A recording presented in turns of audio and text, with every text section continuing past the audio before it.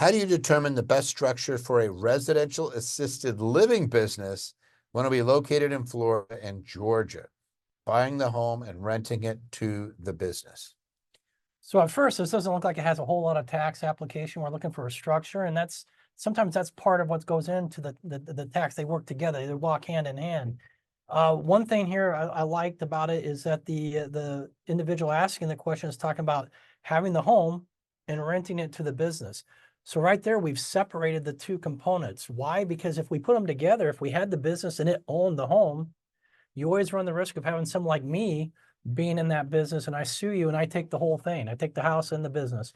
So we separate, that's our structure, but that's the benefit of that is that's going to help us tax wise as well. So that's kind of why we picked this question here.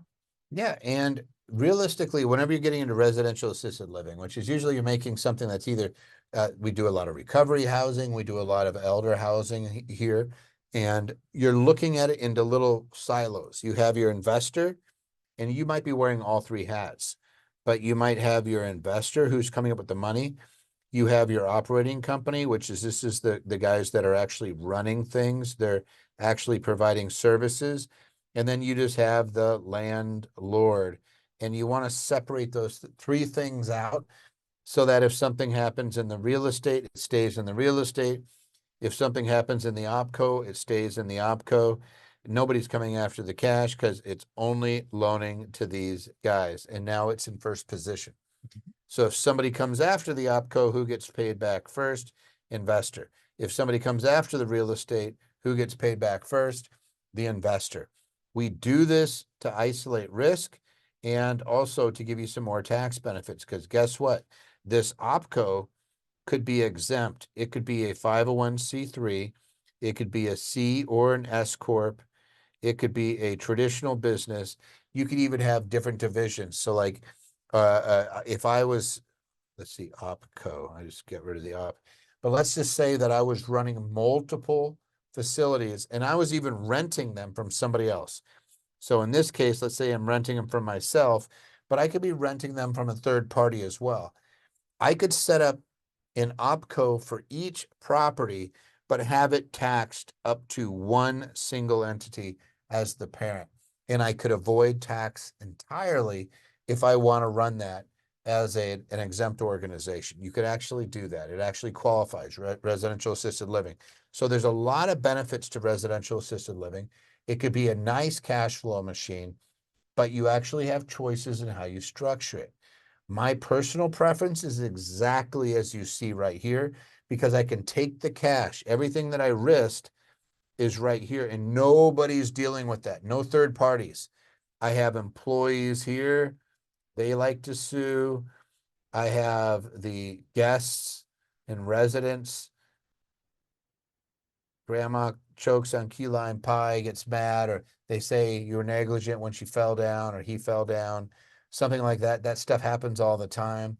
Hey, you didn't give, or HIPAA violations. Hey, you told the residents about, that grandma had to go get a medical surgery or something like that. You disclosed it, and they try to go after people. They're just relentless right now in California, especially.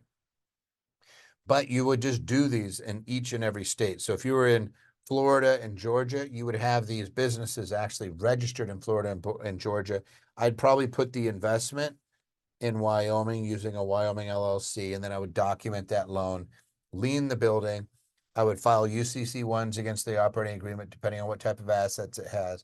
And I would put myself in first position. So if somebody comes after us, you have insurance, you have an umbrella, and you say, even if you win, you don't win.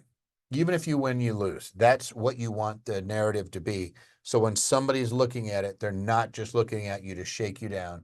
They're looking at you saying, this is more complicated. I got some hurdles to cross, and it makes a huge difference. We've been working on this for years, and I can tell you this works like a charm.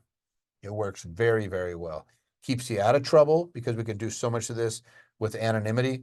It can keep you from having to pay tax if you're doing the OpCo correct. And that real estate can also kick down losses so we can keep our taxes really low. But at the end of the day, it's just a really easy structure to operate, and it's very, very effective. And then somebody says, oh my God, this topic is right up my alley. sober living and all this. Glenn, that's exactly what we teach. I work with Frank and Sherry Candelario all the time. I think twice a year we do one on shared housing. That is recovery housing, National Association of Recovery Residences. We work with, and our National Alliance of Recovery Residences, NAR certification homes. We work with veterans. We have some clients that are just really all in on this. And it's kind of amazing how well they do financially as well. But there's nothing wrong with doing well while you're doing good. I just never have a problem with that. So, do you help clients set up that safety structure? Absolutely, one all day long, day in and day out.